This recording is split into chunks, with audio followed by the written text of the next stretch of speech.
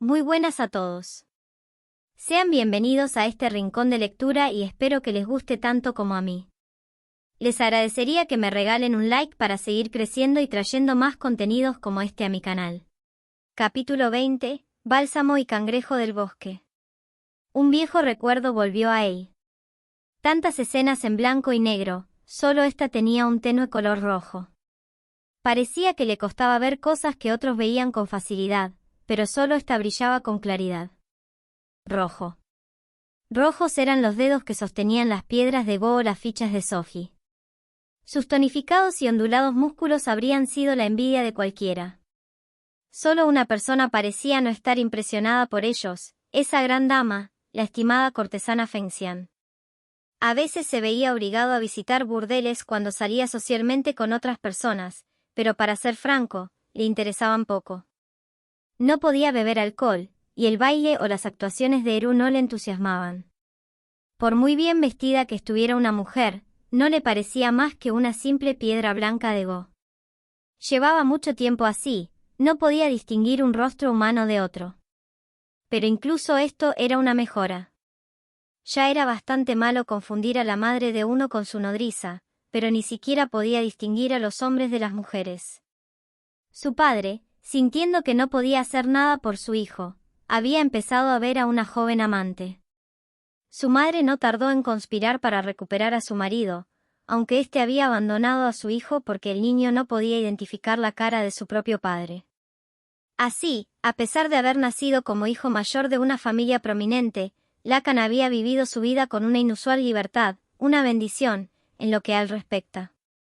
Se perdió en el Go y el Soji, que aprendió jugando una partida tras otra, estuvo atento a los rumores y, de vez en cuando, hizo una pequeña travesura. ¿Aquella vez que hizo florecer rosas azules en el palacio? Eso fue algo que intentó después de oír a su tío hablar de ello. Su tío no era siempre la persona más agradable, pero era, según el joven, el único que le comprendía. Fue su tío quien le dijo que no se fijara en las caras de la gente, sino en sus voces, su lenguaje corporal, sus siluetas. Eso le facilitó la vida cuando empezó a asignar piezas de Sophie a sus allegados. Con el tiempo llegó a un punto en el que solo los que no le interesaban eran piedras de Go, mientras que aquellos con los que empezaba a intimar aparecían como fichas de Sophie. Cuando su tío empezó a aparecer como un rey dragón, una torre ascendida, el joven supo con certeza que su tío era una persona de grandes logros. Para él, el Go y el Soji eran simplemente juegos, extensiones de su ocio. Nunca imaginó que revelarían sus verdaderas aptitudes. Su origen familiar le proporcionó otro golpe de suerte, aunque no tenía ningún talento marcial especial, fue nombrado rápidamente capitán.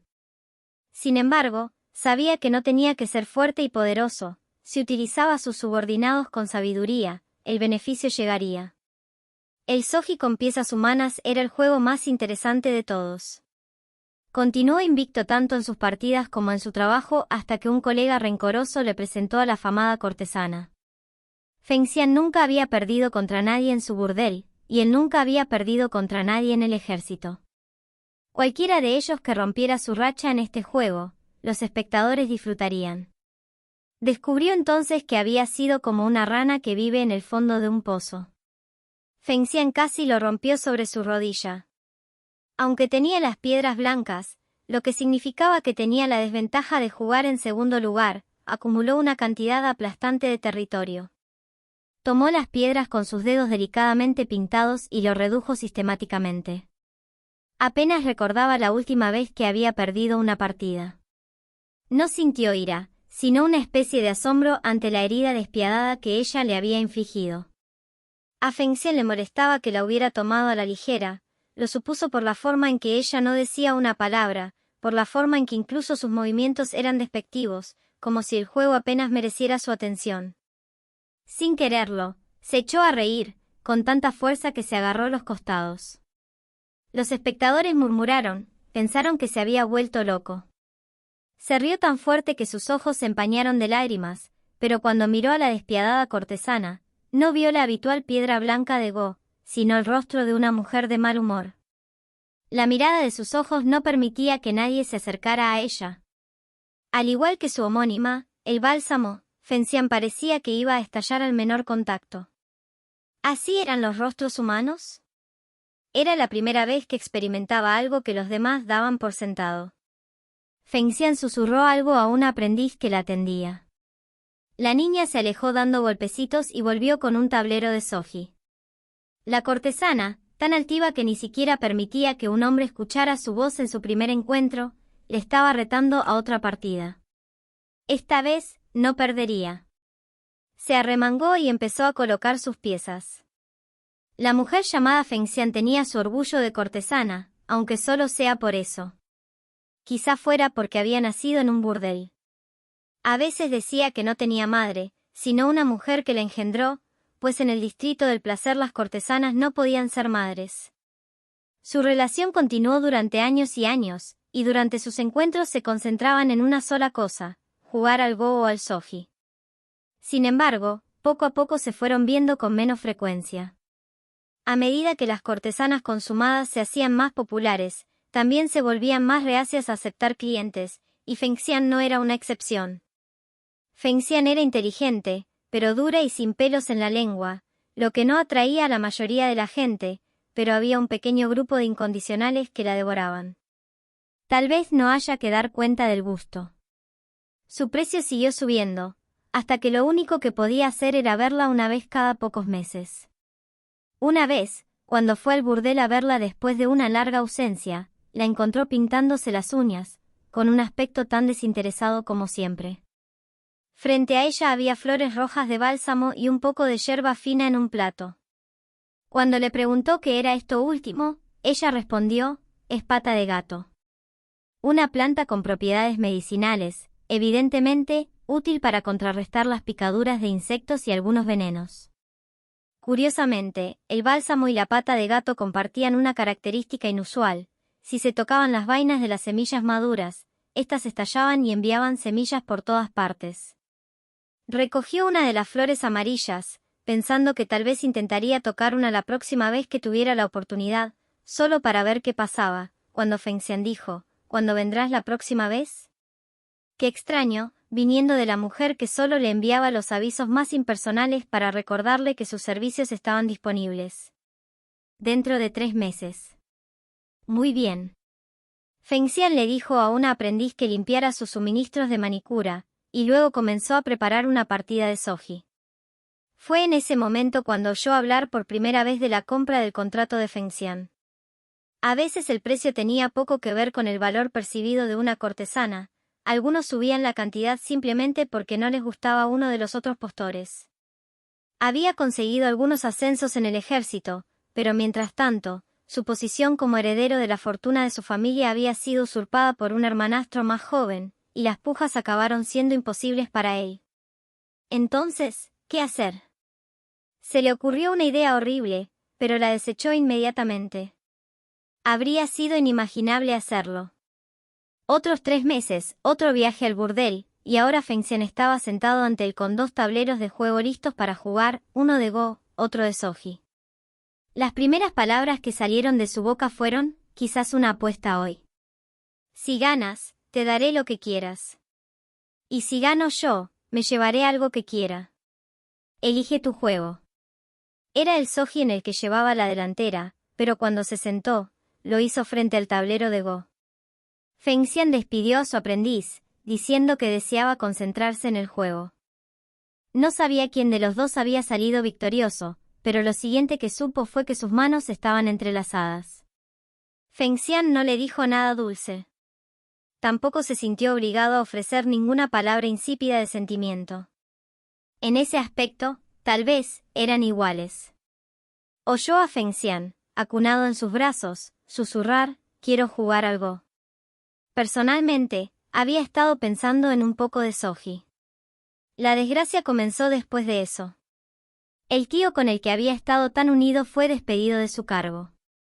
El hombre nunca había sabido jugar al juego, y el padre de Lacan declaró al tío una desgracia para la familia. La desventura del tío no había hecho ningún daño a la familia, pero Lacan se encontró ahora con que era persona non grata por haber estado demasiado cerca de él. Le dijeron que se fuera a un largo viaje y que no volviera en un tiempo. Podría haber ignorado esto, pero solo habría sido un dolor de cabeza más tarde. Su padre también era militar, lo que le convertía no solo en padre, sino en oficial superior. Por fin, escribió al burdel diciendo que volvería dentro de medio año. Esto fue después de haber recibido una carta diciendo que la compra del contrato había fracasado. Así, durante un tiempo, tuvo la impresión de que todo iría bien. No se imaginaba que pasarían unos 3 años antes de que volviera. Cuando finalmente regresó a casa, encontró una montaña de cartas que habían sido arrojadas descuidadamente en su habitación llena de polvo. Las ramas atadas a ellas estaban marchitas y secas, haciendo dolorosamente evidente el paso del tiempo.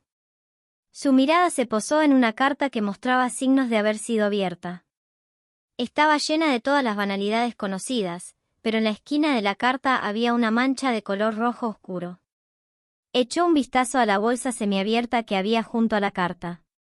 También estaba manchada. Abrió la bolsa y descubrió lo que parecían 2 pequeñas ramitas, o tal vez trozos de arcilla.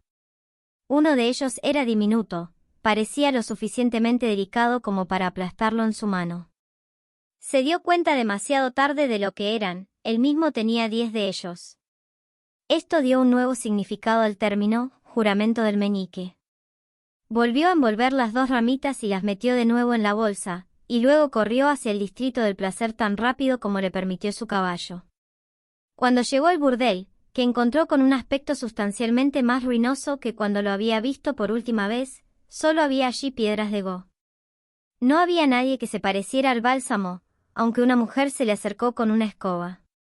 Era la vieja señora, lo supo por su voz. Feng Xian ya no estaba allí, eso fue lo único que le dijo la señora. Una cortesana que había sido abandonada por 2 importantes prospectos, había arrastrado el nombre de su establecimiento por el fango y ya no contaba con la confianza de nadie, no tenía más remedio que hacer trucos como una vulgar ramera. No comprendía lo que les ocurría a esas mujeres. Un poco de reflexión podría haberle revelado la respuesta, pero su cabeza estaba llena de go y soji y nada más, y había sido incapaz de llegar a la verdad. Tirarse al suelo y llorar, sin tener en cuenta a los espectadores, no haría retroceder el tiempo. Todo era culpa suya por ser tan impulsivo. Todo. Lacan se sentó bruscamente en la cama, agarrándose la cabeza que aún le dolía. Reconoció la habitación en la que estaba. Un lugar con un incienso fragante pero no abrumador. Ya está despierto, señor, dijo alguien con suavidad. Un rostro como una piedra blanca de go apareció ante él. La reconoció por la voz. ¿Qué hago aquí, Mei Mei? Sí, conocía a esta cortesana de la casa Verde Iris. Había sido la aprendiz de Feng Xian hace mucho tiempo, la que Feng Xian había ordenado salir de la habitación, de hecho, si recordaba correctamente.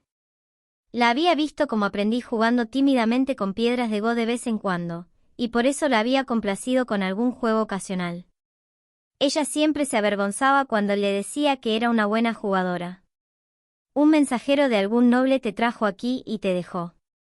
Te lo aseguro, pero estabas hecho un desastre. No sé si tu cara estaba más roja o azul. Mei Mei era más o menos la única cortesana de la casa Verde Iris que lo entretenía.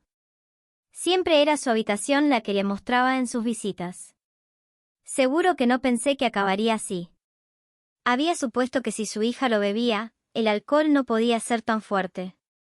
Por otra parte, Lacan nunca había estado muy familiarizado con los diferentes tipos de bebidas alcohólicas. Un solo trago de esta cosa había sido suficiente para que le ardiera la garganta. Cogió una jarra de agua de la cabecera y bebió con ganas. Un sabor amargo se extendió por su boca, y escupió el agua antes de saber lo que estaba haciendo. ¿Qué es esta basofia? Lo ha preparado Mao Mao, dijo Mei Mei. Él supuso que ella estaba sonriendo, porque se tapó la boca con la manga. Probablemente la bebida estaba pensada como una cura para la resaca, pero la forma en que fue entregada implicaba un toque de malicia. Era extraño que, aun así, no pudiera evitar una sonrisa en su rostro. Junto a la jarra había una caja de madera de Poulounia. Bueno, mira esto. La había enviado junto con una carta hace tiempo, en broma, como si fuera un botín. La abrió y encontró una sola rosa seca.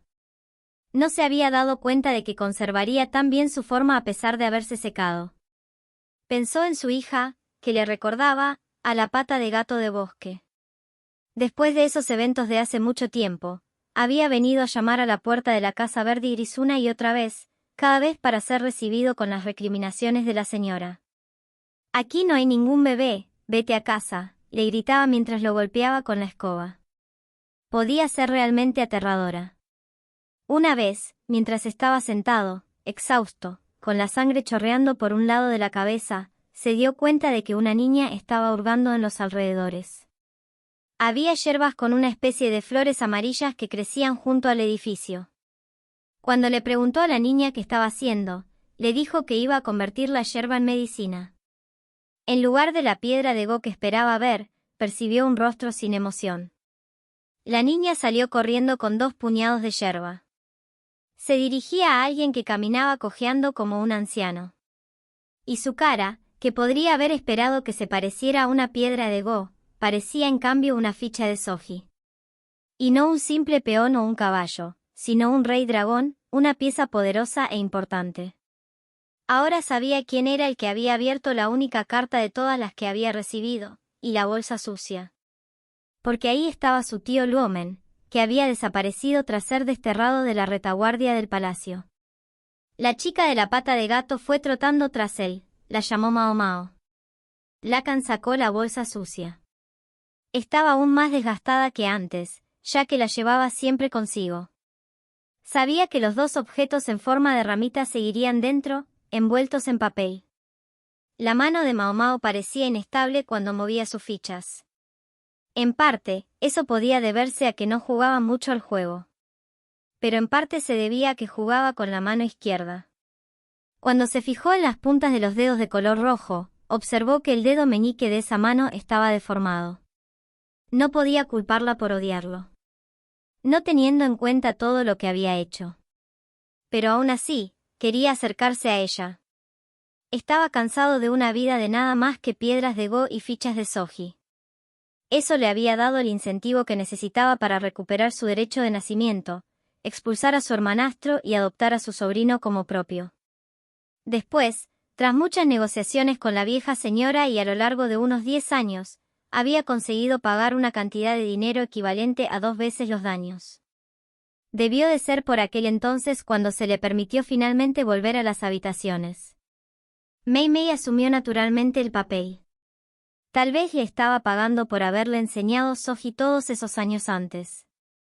Lacan siguió visitando, una y otra vez, porque lo único que quería era estar con su hija. Desgraciadamente, uno de los talentos de los que Lacan carecía era la capacidad de captar los sentimientos de los demás, y una y otra vez las cosas que hacía parecían ser contraproducentes. Volvió a guardar la bolsa entre los pliegues de su túnica.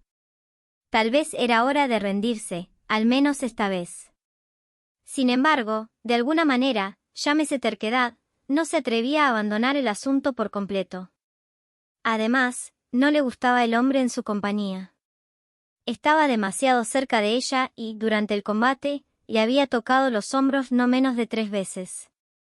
Sin embargo, Lacan se alegró de que su hija le apartara la mano cada vez. Muy bien, ¿cómo hacerse sentir un poco mejor? Lacan cogió la jarra y se bebió la medicina de mal sabor. Por muy repugnante que fuera, su hija la había preparado ella misma. Tal vez pasaría algún tiempo decidiendo cómo quitarle el bicho a su flor. Sus pensamientos se vieron interrumpidos cuando la puerta se abrió de golpe. Por fin hemos dormido lo suficiente, ¿verdad?, gritó con voz ronca una piedra de go. Por la voz, supo que se trataba de la vieja señora. ¿Así que quieres comprar una de mis chicas? Ya deberías saber que un par de miles de monedas de plata no son suficientes. Sigue siendo una tacaña, como siempre. Lacan se aguantó la cabeza, pero una sonrisa irónica apareció en su rostro. Se puso el monóculo que llevaba para hacer efecto. Prueba con 10.000. Y si no es suficiente, ¿qué tal 20 o 30? Hay que reconocer que 100 podría ser un poco exagerado. Lacan hizo una mueca de dolor mientras hablaba. No eran sumas pequeñas, incluso en su posición. Tendría que mendigar a su sobrino durante un tiempo. El chico tenía algunos negocios secundarios que dirigía. Bien, de acuerdo. Ven por aquí, y hazlo rápido. Incluso te dejaré elegir el que quieras. Dejó que la madame le condujera a la sala principal del burdel, en la que había toda una hilera de piedras go llamativamente vestidas. Incluso Mei Mei estaba mezclada entre ellas. HOH, podría incluso elegir una de las 3 princesas. Dije que la que quisieras, y lo dije en serio, escupió la señora. Pero puedes esperar pagar por ella. Incluso con esta dispensa para elegir libremente, Lacan se enfrentó a un problema único.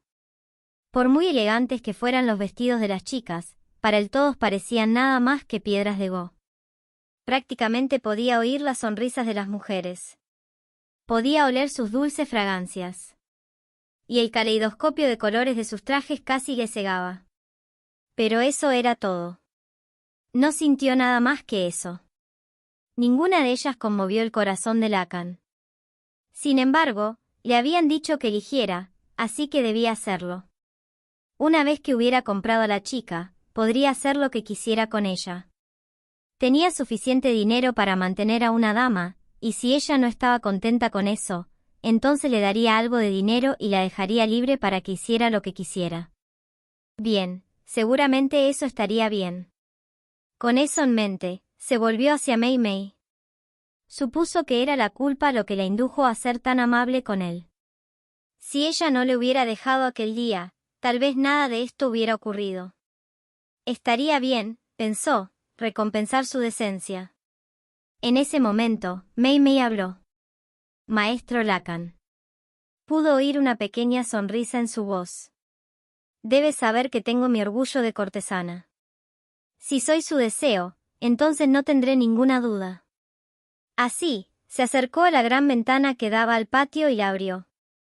La cortina se agitó y algunos pétalos de flores perdidos entraron en la habitación. Pero si vas a elegir, hazlo con los ojos abiertos. Mei Mei, yo no te he dado permiso para abrir esa ventana, exclamó la señora, apresurándose a cerrarla de nuevo. Pero Lacan ya la había oído, distante. La risa. Como la risa de una cortesana, pero de algún modo más inocente. Creyó captar la letra de una canción infantil. Sus ojos se abrieron de par en par. ¿Qué es?, preguntó la señora con suspicacia. Lacan miró por la ornamentada ventana. El canto llegaba hasta ellos a trompicones. ¿Qué están haciendo? Cada vez más agitada, trató de agarrarle la mano. Pero llegó demasiado tarde. Saltó por la ventana y se lanzó al suelo corriendo con la mente puesta en la fuente de la voz. Nunca había lamentado tanto su falta de ejercicio como en ese momento. Sin embargo, siguió corriendo, a pesar de que sus piernas amenazaban con doblarse bajo él. Por todas las veces que había estado en la casa verde y gris, nunca había estado en esta parte en particular, un pequeño edificio, casi un cobertizo de almacenamiento, a una distancia de la casa principal. Podía oír la canción que venía de dentro. Tratando de evitar que el corazón se le saliera del pecho, Lacan abrió la puerta. Percibió un olor característico a medicina. Dentro había una mujer demacrada. Su pelo rodeaba su cabeza pero no tenía brillo, y sus brazos yacían sobre ella como ramas marchitas. Apestaba a enfermedad. Y había algo más, su dedo anular izquierdo estaba deformado. Lacan solo pudo mirar con asombro. Entonces se dio cuenta de que sentía algo en sus mejillas. La señora se acercó corriendo. ¿Qué estáis haciendo? Esto es una habitación para enfermos. Le cogió de la mano e intentó arrastrarle, pero Lacan no se movió. Se quedó mirando fijamente a la escuálida mujer. Vamos, sal de aquí. Ven a elegir a una de mis chicas. Sí, claro. Hay que elegir. Lacan se sentó lentamente, sin hacer ningún esfuerzo por limpiarse las gotas que se desbordaban. La mujer no pareció darse cuenta de su presencia, solo sonrió y cantó su cancioncilla. Ya no había rastro del porte imperioso ni de la mirada burlona. Su corazón había vuelto a ser el de una niña inocente. Sin embargo, a pesar de su estado de emaciación, para Lacan, parecía más hermosa que nadie en el mundo. Esta mujer, señora. Quiero a esta mujer. No seas estúpido. Vuelve a entrar y elige. Sin embargo, Lacan metió la mano en los pliegues de su túnica, tanteando hasta encontrar una pesada bolsa. La sacó y la puso en la mano de la mujer. Pareció captar su interés, la abrió y miró en su interior con movimientos rígidos y rebuscados. Con dedos temblorosos, sacó una piedra. Tal vez fuera solo su imaginación lo que le hizo pensar que había visto un momentáneo rubor en su rostro. Lacan sonrió. Esta es la mujer que voy a comprar, y no me importa cuánto cueste. 10.000, 20, no importa. No hubo nada que la anciana pudiera decir a eso. Mei Mei llegó detrás de ella, con su vestido arrastrándose por el suelo cuando entró en la habitación para sentarse frente a la enferma. Tomó la huesuda mano de la mujer. Si hubieras dicho lo que querías desde el principio, hermana mayor. ¿Por qué no hablaste antes? Mei Mei parecía estar llorando, se dio cuenta al oír el sollozo. ¿Por qué no dejaste que se acabara antes de que empezara a tener esperanzas? Lacan no entendía por qué Mei Mei lloraba. Estaba ocupado estudiando a la mujer, que miraba afablemente la piedra. Era tan hermosa como el bálsamo. Estoy tan cansada. Mao Mao recordó lo agotador que era tratar con gente a la que no estaba acostumbrada. Había ayudado a llevar al hombre de ojos de zorro a una cámara para dormir, y ahora estaba a punto de volver a casa dando tumbos. Ya se había separado de Jinzi y Gao Yun, que tenían sus propios asuntos que atender. La habían dejado con otro funcionario, el que la había acompañado durante la investigación de la intoxicación alimentaria. Basen, ese era su nombre. Solo tuvo que conocerlo varias veces para empezar a recordarlo. Era fácil trabajar con él, no era efusivo, pero hacía su trabajo con atención y a conciencia. Era una buena combinación para Mao Mao, que rara vez se sentía obligado a iniciar una conversación si no lo hacía otro primero. Sin embargo, verle de nuevo le había recordado a Mao Mao que a veces había personas con las que simplemente no te llevabas bien. Cosas que simplemente no podías aceptar. Incluso si la otra persona nunca había tenido ninguna malicia. Mientras avanzaba, Mao Mao divisó un brillante séquito. En el centro de la misma, atendida por una mujer de palacio que le sostenía una sombrilla, se encontraba una mujer con un lujoso vestido, la consorte Loulan. Mao Mao oyó que alguien chasqueaba la lengua. Se dio cuenta de que Basen estaba a su lado, observando al grupo con los ojos entornados. No parecía gustarle mucho. Mao Mao se preguntó brevemente por qué, pero entonces vio a un corpulento funcionario de la corte que esperaba a Loulan. Estaba flanqueado por hombres que parecían ayudantes, y había un grupo de personas detrás de él. Cuando Loulan vio al corpulento hombre, ocultó su boca con un abanico plegable y comenzó a hablarle de forma obviamente amistosa. A pesar de todas las damas de compañía que estaban presentes, Mao Mao se preguntó si realmente estaba bien que una consorte estuviera hablando tan íntimamente con un hombre que no era su majestad. Sin embargo, un venenoso susurro de Basen respondió a su pregunta. Malditos intrigantes, tanto el padre como la hija. Así que ese debía ser el padre de Loulan, el que había presionado para que la admitieran en el palacio trasero. Mao Mao había oído rumores de que el hombre había sido un influyente consejero del anterior emperador, pero que el actual gobernante, que prefería ascender a la gente por sus méritos demostrados, lo consideraba tan favorable como un ojo morado. No obstante, Mao Mao lanzó una mirada a Basen. Deseó que no hablara mal de un alto funcionario en voz alta, aunque ella fuera la única presente. Si alguien llegaba a oírlos, podría pensar que ella participaba voluntariamente en la conversación. Todavía es joven, supongo. Al mirarlo, se le ocurrió que no era mucho mayor que ella. Se había decidido que Mao Mao no volvería al palacio trasero esa noche, sino que se quedaría en la residencia de Jinzi. Y yo que tenía la impresión de que lo despreciabas, dijo Jinzi lentamente, con los brazos cruzados. Había llegado antes que ella y la estaba esperando. Mao Mao estaba sorbiendo un poco de kanji que Suiren había preparado. Era de mala educación hablar mientras se comía, pero ella estaba más interesada en recuperar la nutrición que había perdido durante su estancia en el pabellón de cristal. Suiren, sorprendida al ver a Mao Mao tan delgada cuando reapareció tras su paso por la residencia de Jinzi, no se había detenido en el kanji sino que estaba elaborando un plato tras otro. También en esto se parecía a las mujeres del pabellón de Jade, que no renunciaban a ninguna tarea por ser dama de compañía. No lo desprecio. Es precisamente porque hizo lo que hizo, y quien lo hizo, por lo que estoy aquí. ¿Quién? Jinzi parecía preguntarse si no había una forma más delicada de decirlo.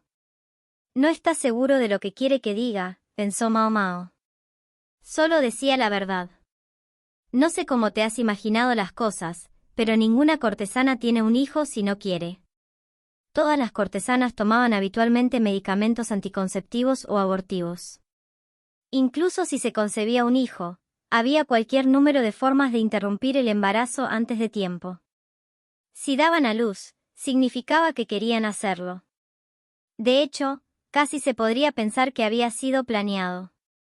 Prestando atención al momento en que una mujer tenía su flujo de sangre, era bastante sencillo adivinar cuándo era probable que concibiera. Una cortesana solo tenía que enviar una carta cambiando la visita de su pareja a un día conveniente. ¿Por el comandante?, preguntó Jinzi mientras tomaba un poco de un bocadillo que le había traído Suiren. Las mujeres son criaturas astutas, respondió Mao Mao. Así, cuando su puntería se había desviado, había perdido el control de sí misma. Había ido tan lejos que incluso había estado dispuesta a herirse a sí misma, y lo que es peor. El sueño del otro día. Realmente había sucedido. No satisfecha con cortarse su propio dedo, la cortesana que había dado a luz a Mao Mao se había llevado el de su hijo para añadirlo también a su carta. Nadie en el burdel habló nunca a Mao Mao de la cortesana que la había parido. Era consciente de que la vieja madame había ordenado a todos guardar silencio sobre el tema. Pero solo el ambiente del lugar, junto con una pizca de curiosidad, era suficiente para que la verdad quedara clara. Mao Mao era la razón por la que la casa Verdigris había estado a punto de hundirse. También se enteró de que su padre era un hombre excéntrico que amaba el go y el soji, y que todo lo que había sucedido podía atribuirse a una cortesana testaruda y egoísta. También se enteró de otra cosa, la identidad de esa mujer, de la que siempre le habían dicho a Mao Mao que ya no existía. La identidad de la mujer que, hasta que la humillación de su falta de nariz la volvió loca, siempre se había negado a acercarse a Mao Mao. Ese tonto de hombre. Había mejores cortesanas. ¿Por qué no compró a una de ellas? Eso es lo que debería haber hecho. Maestro Jinzi, ese hombre le habla alguna vez en otro lugar que no sea su oficina. Jinzi pensó por un segundo. Ahora que lo mencionas, no lo hace. Lo máximo que hacía, según Jinzi, era hacerle una rápida inclinación de cabeza cuando se cruzaban en el pasillo. La única vez que el hombre lo acorraló con una charla fue cuando se presentó en la oficina de Jinzi. De vez en cuando, dijo Mao Mao, te encuentras con alguien que no puede distinguir las caras de la gente. Ese hombre es uno de ellos. Esto era algo que el viejo de Mao Mao le había dicho. Ella misma lo había creído a medias, pero cuando le había dicho que era así, de alguna manera había parecido tener sentido. No puedes discernir, dijo Jinzi. ¿Qué quieres decir? Simplemente lo que he dicho. Parece que no pueden juntar las caras. Saben lo que es un ojo o una boca, y pueden percibir estas diferentes partes, pero no las registran en conjunto como rostros distintos. Su viejo se había mostrado solemne mientras le decía esto. Le estaba comunicando que incluso él merecía compasión, pues había sufrido mucho en su vida por culpa de esa cosa que no podía controlar. Sin embargo, aunque su viejo era compasivo, comprendía la situación en general, y nunca intentó impedir que la vieja madame persiguiera al otro hombre fuera del burdel con su escoba. Sabía que lo que estaba mal estaba mal. Por alguna razón, parece reconocerme a mí y a mi padre adoptivo. Creo que de ahí viene esa obstinada obsesión suya. Un día, de la nada, había aparecido un hombre extraño que trató de llevársela. La madame había aparecido poco después y le había golpeado con una escoba, y la visión del hombre magullado y ensangrentado había inspirado miedo en su joven corazón. Cualquiera se asustaría ante un hombre que le tiende la mano sonriendo incluso cuando la sangre le brota de la cara.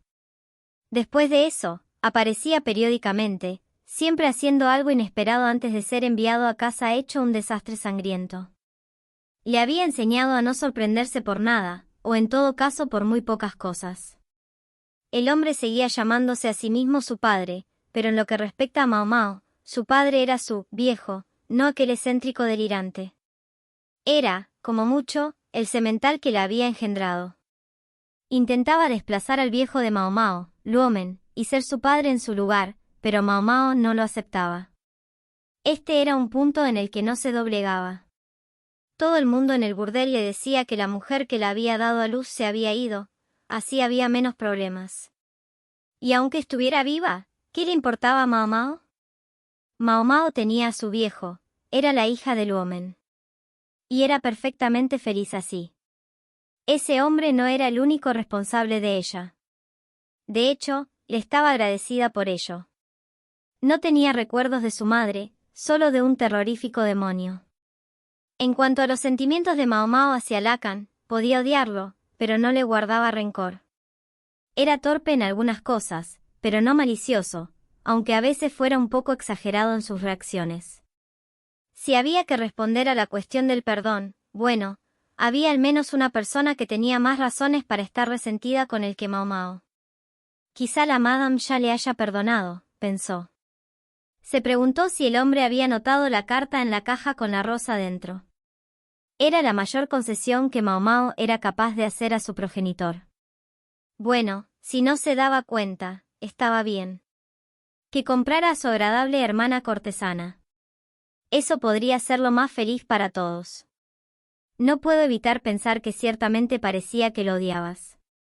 Eso es simplemente porque aún no le conoces muy bien, maestro Hinsi. Cuando Mao Mao había intentado entrar en la ceremonia, fue Lacan quien la había ayudado.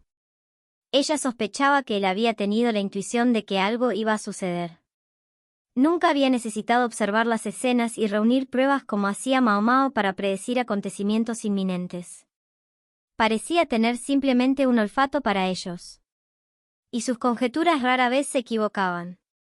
¿Nunca te ha convencido para que investigues un asunto que de otro modo no harías?, preguntó Mao Mao. Hinsi se quedó callado ante eso, pero por la forma en que susurró, así que eso era, supuso que había adivinado correctamente. Tal vez él era también la razón por la que Liaku se había apresurado a investigar a Suirei, y por la que la Junta de Justicia le había respondido con tanta eficacia. El único problema de aquel hombre era que, por muchos problemas que pusiera a los demás, nunca parecía querer mover un dedo él mismo.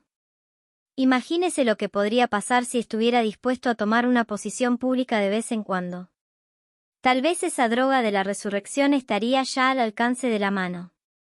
La idea le dolía inmensamente.